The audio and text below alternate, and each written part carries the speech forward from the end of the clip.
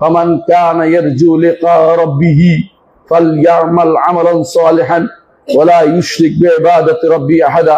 ফামান কানা ইয়ারজু লিকা রাব্বিহি, যে কেউ তার রবের সাথে সাক্ষাৎ করতে চায়, রবের সাথে আমাদের সাক্ষাৎ করতে চাইলেও কোথায় সাক্ষাৎ যাইতে হবে, আর সাক্ষাৎ করতে না চাইলেও রবের সামনে যেতে হবে। আলা ইয়াযুন্নু উলাইকা আন্নাহুম মাবউসুন লিয়াউমিন আযীম ইয়াওমা ইয়াকুমুন নাসু লিরাব্বিল আলামিন।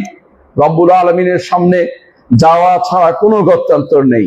হাসরের মাঠে উপস্থিত হতে হবে, এমন এক মাঠ যেই মাঠ থেকে পালানোর কোনো জায়গা নেই, যেই মাঠ থেকে কোনো দিকে পালাতে পারবেন না, যেই মাঠে সবাই দৃশ্যমান থাকবে, দূরের কাছে সবাই শুনতে পাবে আল্লাহর ডাক, সবাই সাথে কথা বলবেন, সবাইকে তিনি জিজ্ঞাসা করবেন সে কি করেছে, কার ইবাদত করেছে, কিভাবে করেছে। দুই প্রশ্ন তার থাকবেই। এই দুই প্রশ্নের উত্তরের কথা আল্লাহ তাআলা সূরা কাহফে বলেছেন, ফামান কানা ইয়ারজু লিকা রাব্বিহি, তোমাদের যে কেউ তার রবের সাথে সাক্ষাতের আশা করে।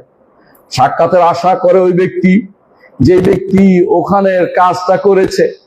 যেই বাড়ির কাজ আপনি করে দিলে ওখানে বাড়িতে যেতে ইচ্ছা হবে।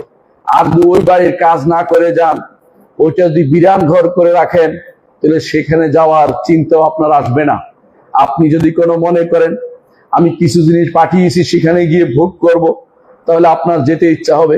আর যে ব্যক্তি দুনিয়াকেই সবকিছু মনে করে বসেছে, ধরাকে সরা জ্ঞান করে বসেছে, দুনিয়া ছাড়া তার কোনো চিন্তা আর নাই, সে ব্যক্তি আখিরাতে যেতে চাইবে না, না চাইলেও যেতে হবে।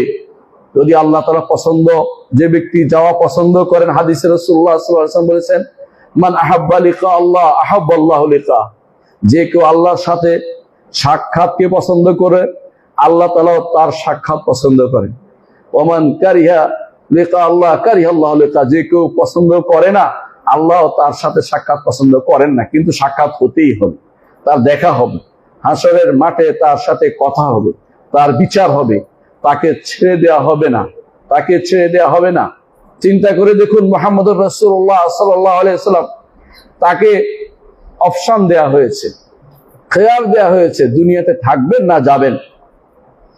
তিনি বারবার বলছিলেন, আল্লাহুম্মা ইলার রাফিকিল আলা, আল্লাহ আমি যেতে চাই সর্বোচ্চ বন্ধুর কাছে, সর্বোচ্চ বন্ধুর কাছে যেতে চাই।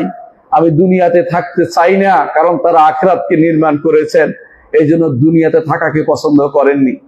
আজ আমরা দুনিয়া থেকে এত বেশি পছন্দ করি, প্রয়োজনে দেশের বাইরে গিয়ে কুফরি করে, শিরিক করে বিভিন্নভাবে বাঁচার চেষ্টা কমতি করি না। কোথাও যদি কোনো শুনি যে ওখানে এই তাবিজ দিলে ভালো হয়ে যাব, শিরিক করে হলেও বাঁচানোর চেষ্টা করে অনেকেই। তার সন্তানকে মেয়েরা যেভাবে আগলে রাখে, মনে করে এর মাধ্যমে সে তাকে বাঁচিয়ে দিচ্ছে, শিরিক করে না, শিরিক করে তাকে বাঁচাচ্ছে না, তাকে ধ্বংস করে দিয়েছে।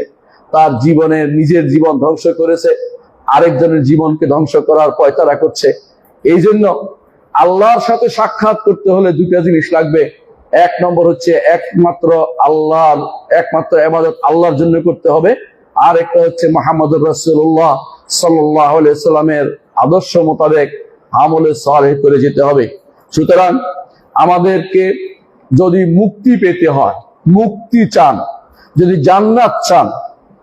জান্নাত চান, হাসরের মাঠের বিপদ থেকে বাঁচতে চান, অবশ্যই দুটি জিনিস আপনাকে লাগবে। একটা হচ্ছে ঈমান, একটা হচ্ছে আমল। ঈমান আমলের জন্য কোত্থেকে নিবেন?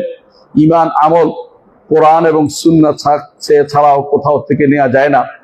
বিবেক দিয়ে বা কোনো রকমের অন্য কোনো উৎস থেকে ঈমানও নেওয়া যায় না, আমলও নেওয়া যায় না।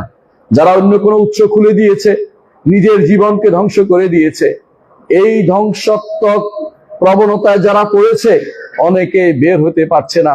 আল্লাহর কাছে কায়মনোবাক্যে যে ব্যক্তি হেদায়েত কামনা করবে, আল্লাহ তাকে হেদায়েত দিবেন। রাসূলুল্লাহ সাল্লাল্লাহু আলাইহি ওয়াসাল্লাম দোয়া করতেন, মানুষ যেন দোয়া করে, সব সময় যেন দোয়া করে, আল্লাহ আমি আপনার কাছে হেদায়েত চাই, পথ চাই, আপনার কাছে তৌফিক চাই, তাহলে সেই ব্যক্তি পাবে। কিন্তু যে ব্যক্তি কোরআন এবং সুন্নাহ পড়েনি, হাদিস পড়েনি, কোরআন পড়েনি, সে ব্যক্তি কিভাবে জানবে হেদায়েত কোথায় আছে?